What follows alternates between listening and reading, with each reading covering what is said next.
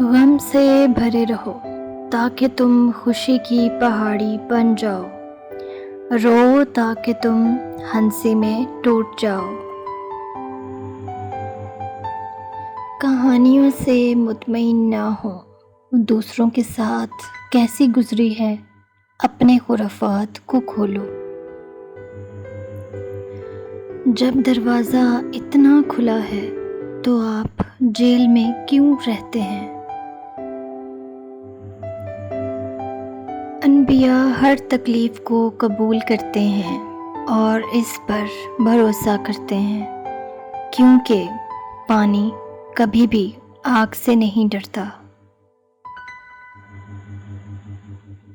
اپنے الفاظ کو بلند کرو، آواز نہیں، یہ بارش ہے جو پھول اگاتی ہے، گرج نہیں۔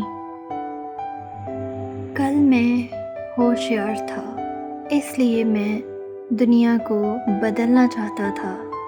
آج میں سمجھدار ہوں، اس لیے خود کو بدل رہا ہوں۔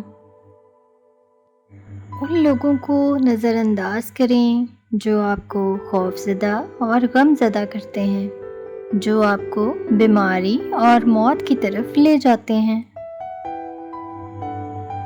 تنہا محسوس نہ کرو، ساری کائنات تمہارے اندر ہے۔ یہ جگہ ایک خواب ہے، صرف سونے والا اسے حقیقی سمجھتا ہے۔ پھر موت فجر کی طرح آتی ہے اور آپ اس پر ہنستے ہوئے اٹھتے ہیں جسے آپ اپنا غم سمجھتے تھے۔ تم سمندر میں ایک قطرہ نہیں ہو، تم ایک قطرے میں پورا سمندر ہو۔ اتنی چھوٹی اداکاری بند کرو، آپ پرجوش حرکت میں کائنات ہیں۔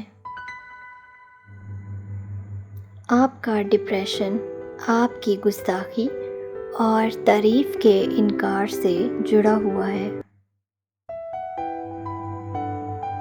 ہر وہ چیز جو خوبصورت اور منصفانہ اور پیاری بنائی گئی ہے، دیکھنے والے کی آنکھ کے لیے بنائی گئی ہے۔ تمہارے دل میں ایک شمع ہے، جلنے کے لیے تیار ہے۔ آپ کی روح میں ایک خلا ہے جو بڑھنے کے لیے تیار ہے۔ تم اسے محسوس کرتے ہو نا، ہے نا؟ الفاظ ایک بہانہ ہے، یہ اندرونی بندھن ہے جو ایک شخص کو دوسرے کی طرف کھینچتا ہے، الفاظ نہیں۔ اپنی زندگی کو آگ لگا دو، ان لوگوں کو ڈھونڈو جو آپ کے شعلوں کو تیز کرتے ہیں۔ میں جانتا ہوں کہ تم تھک گئے ہو، لیکن آؤ، یہی تو راستہ ہے۔ زخم وہ جگہ ہے جہاں سے روشنی آپ میں داخل ہوتی ہے، اور ایسا ہی ہے کہ شیطان اور فرشتہ دونوں روحیں ہمیں اپنی پسند کی طاقت کو بیدار کرنے کی خواہش کی اشیاء کے ساتھ پیش کرتی ہیں۔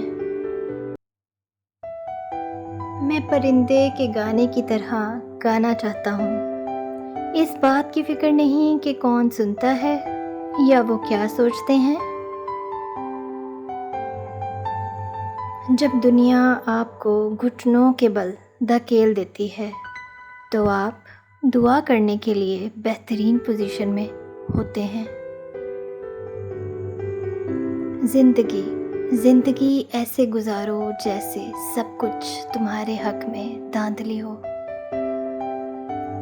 اپنی چالاکی بیچو اور حیرت خرید لو، ہوشیاری محض رائے ہے، گھبراہٹ بدہی علم لاتی ہے۔